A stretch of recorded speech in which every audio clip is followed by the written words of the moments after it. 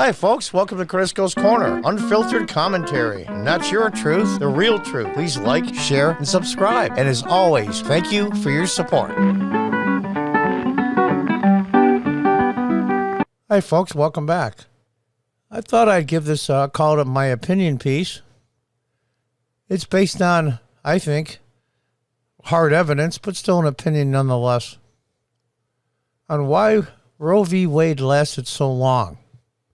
I'm assuming, of course, with this title, that it's going to be thrown out. And it should have been a long time ago, because it is bad law. It's not even a law. It's a ruling by a court. I consider a law legislation passed by, in this case, the House of Representatives, the Senate, and signed by the President. That, to me, is law. So it's not really law. It's just a ruling. And I'm going to give you, I think, a lot of the reasons why this lasted so long. And I'm not even going to be partisan about this, even though I'm very conservative and a Republican. Both sides are equally to blame. And for a lot of the same reasons, oddly enough.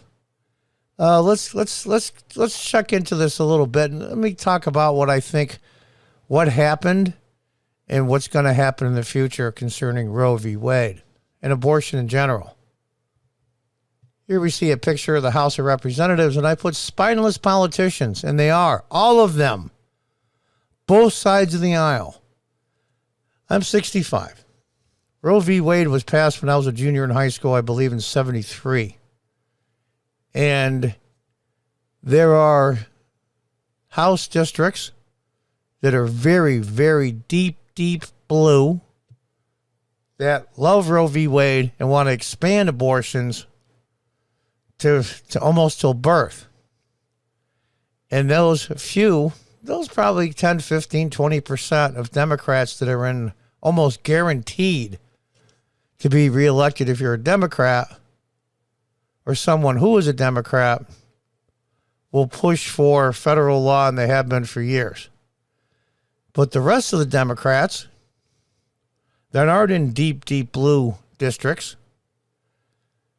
can't take the political chance to go along with it, even though they might want to personally, to go along with a federal law making abortion the law of the land. And also Republicans. There's some Republicans that are in very, very heavy red districts. They would love to put in a federal law banning abortion with some small caveats, i.e. the life of the mother, RAPE, incest, etc. And then most of the Republicans aren't such heavy districts. And they were too cowardly, even though they might agree with it, to go along with a ban.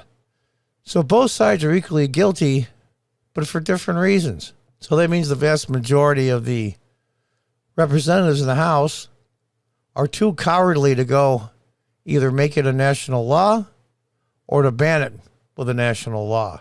So there it's sat for a very long time. And here we are, almost 50 years later, still struggling with this issue. And the same goes for the Senate. A little bit different, though, because they represent states, whole states. They've got to play it a little better. Now, I'm sure there's Democrat senators, I have no doubt of this, that privately, if you gave them truth serum and asked them if they should either ban abortion or limit abortion, as in the ruling of Roe v. Wade in the first trimester, would they go along with it? I'll bet you almost all of them would say, yeah. They won't go for this 7th, 8th, 9 month. It's just horrendous. And I don't know anybody that would think that is just completely out of their minds. But they can't do that. And that is, therein lies part of the problem. I believe it was don't quote me, it might have been the 17th Amendment in the early 1900s. Originally, the Senate was set up where the state legislatures sent 2 representatives from each state. No matter how big your state was or how small your state was, you each got 2. And those senators were there to represent the state. And theoretically, their residents through representation of their state legislatures who picked them. And then I believe it was the 17th Amendment that wiped that out and made it popular vote. In my personal opinion, the Senate is supposed to be the most famous deliberative body in the world. Has been slowly eroded over time. Yeah, they had senators that caned each other just before the Civil War, and there was all kinds of disagreements and bad blood, you betcha.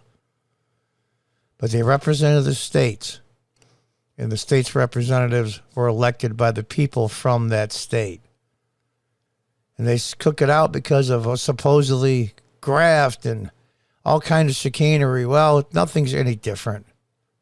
So now you have to become an excellent public speaker. You have to be decent looking in a lot of cases and have charisma and charm and run these huge elections for hundreds of millions of dollars in some states. It's disgusting, which means you have to become a political hack. Well, you say, John, you're a political hack, but when the state legislatures pick you as a representative, in a way that's true.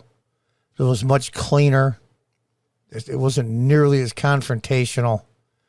Everybody expected a Republican state legislature to pick a Republican and a Democrat state legislature to do likewise.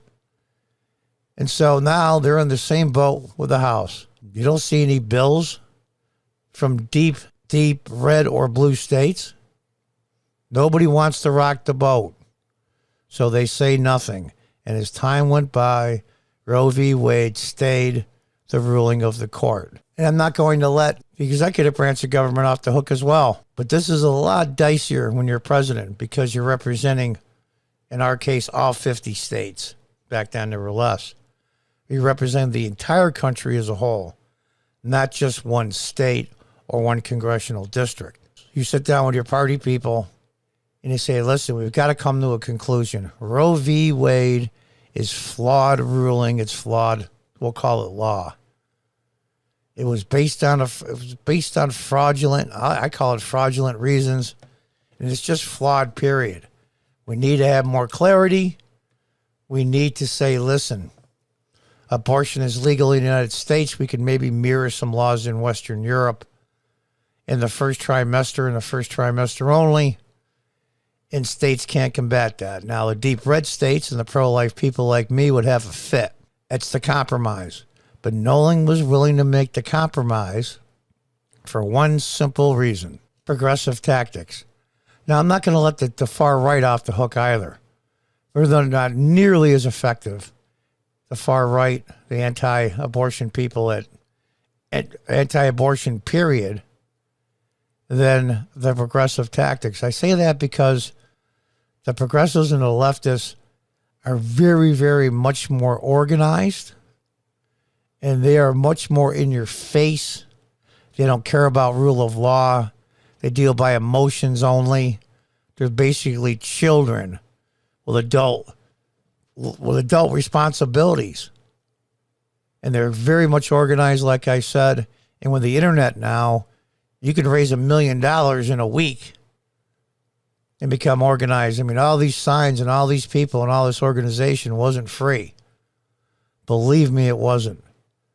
So you have the House members that are Democrats that are in, we'll say, swing states, or agree a compromise should be made to have a federal law that abortion is the law of the land through legislative means into the first trimester with small caveats, i.e., like I said, incest, RAPE, in the health of the mother. And I don't mean made up mental health, I mean physical health.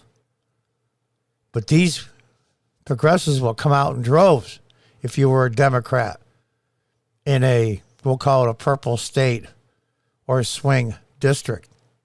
They will come after you and destroy you because all they know is scorched earth and all they care about is power. Same goes for Republicans. They're even more spineless in a lot of ways. Many Republican Congress members, men and women, this is more of a personal issue for a woman than it is a man. But nonetheless, both men and women in the Republicans in the House of Representatives and the Senate, they care more about if the New York Times calls them a racist than what their own constituents think of them. And that's really true. Okay. It's like, a kid pulling a temper tantrum in the candy aisle at the grocery store. You don't want them to have the candy bar, but they're having such a fit, you give in. That's basically what it is. These children who we're talking about here in this picture have power and control, and that's all they care about. Okay, just don't call me a racist. Don't call me a homophobe. Don't call me a misogynist. Just don't call me names and leave me alone, and I won't go against you. I won't help you, but I won't go against you. And that's been going on for decades with the Republicans. They are freaking spineless. Give you an example. Governor Youngkin in Virginia, who I had high hopes for. And here we are, protesters at Supreme Court justices' homes, residences, and federal law clearly states, it's one of the few federal laws that I saw that actually isn't written in legalese. It specifically spells out that you can't protest, i.e. intimidate judges in their place of residence. Also, officers of the court, jurors, things of that nature. And there they are. And Youngkin says, we're going to expand the perimeter around the houses. Again, a Republican we had high hopes for, who's got no balls. Because he's more worried about these people than he is the people that got him elected. Oh, I don't want them spending millions against me and constantly picketing the state Capitol building in my house. Okay. We'll let you protest, but we'll just put in more security to help keep the justices safe. And that's what I mean by gutless and spineless. They care more about the people that hate them than they do for the people that voted for them. That is the truth. So now here we are, almost 50 years later, half a century. 1973, I was a junior in high school. The technology was way different. We weren't cavemen by any means, but the cell phones and the internet and all those things, we people that are at my age or older, or people in their 40s for that matter, that grew up without the internet, that grew up without cell phones. We see things and consume information differently. You can have one person on a YouTube channel or a Twitter feed influence 100,000 people in a day. That's powerful, but it's also dangerous. And now you can see from this crowd, here's the sign, abortion, healthcare essential, and a human right. But look below it, Party for Socialism and Liberation, psl.web.org. And that's the power grab. And the Republicans let them do it. All right, would it take political courage for the leaders of the House, both Republican and Democrat, and the leaders of the Senate, both Republican and Democrat, the 8 or 10 of them put themselves into a room and lock the door and keep it from public consumption and try to come to some compromise long ago? And the answer is no, because they don't trust each other anymore. They never really did. But now it's like bitter. And this leak from the majority opinion draft on Roe v. Wade leaked out for the first time ever, which tarnishes the Supreme Court as an institution. The left does not care about rules, and the Republicans are spineless to stop them. The Republicans have been a speed bump way before I was born, and I was born in 1956. And so here we are, 50 years later, still, this is going to be huge. If the 5 justices hold and say that Roe v. Wade is unconstitutional and flawed ruling, flawed law, I don't hate to call it that, but flawed law, if you will. And the states get to determine what their abortion policies are legal-wise. Right now, as a matter of fact, the Democrats put up a federal bill, which they should have decades ago. But of course, as they always do, they go too far. Susan Collins, senator who I have basically little respect for, has a point. Religious institutions and hospitals and doctors shouldn't have to perform abortions due to their religious beliefs. Won't do it.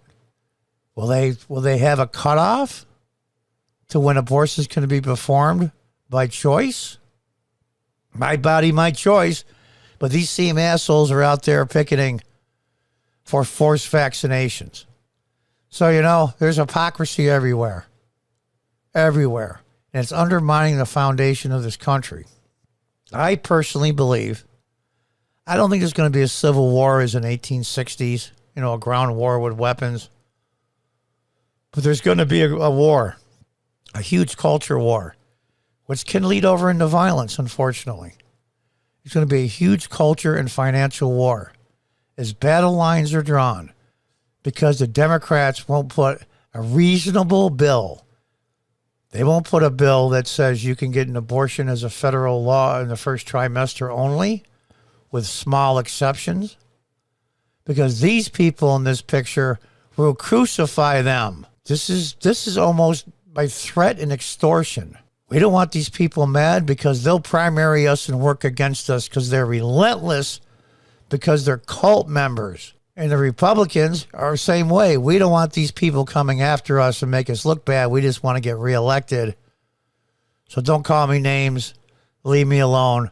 I won't stop you as long as you don't come after me. And there it is. Now, I haven't read the new abortion law put in by the Democrats. Supposedly the Republicans have one too. It's funny. And the 50 years with hundreds and hundreds and hundreds, thousands of congressmen and hundreds of U.S. senators since 1973. All of a sudden now, they have their own bills. Isn't that interesting? Where the hell were these people for the last 50 years? It's disgusting. They only do it when they have to, or they feel they have to, or when it's politically expedient. Is it tough to say I'm a U.S. senator and I put in legislation for a compromise and I'm a Democrat in a Democrat state and I'm in the Senate and this will probably help me lose my seat? If it got passed, then you would be the one that came to the great compromise. But you don't have the guts or the balls. And so here we are. Why did Roe v. Wade last so long? Because we have grifters and spineless, uncourageous representatives.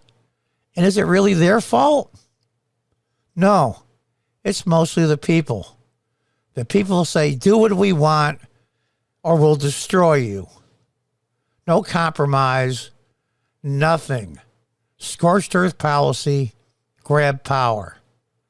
And it's been that way about the last 20, 25, 30 years. It's really, really ramped up.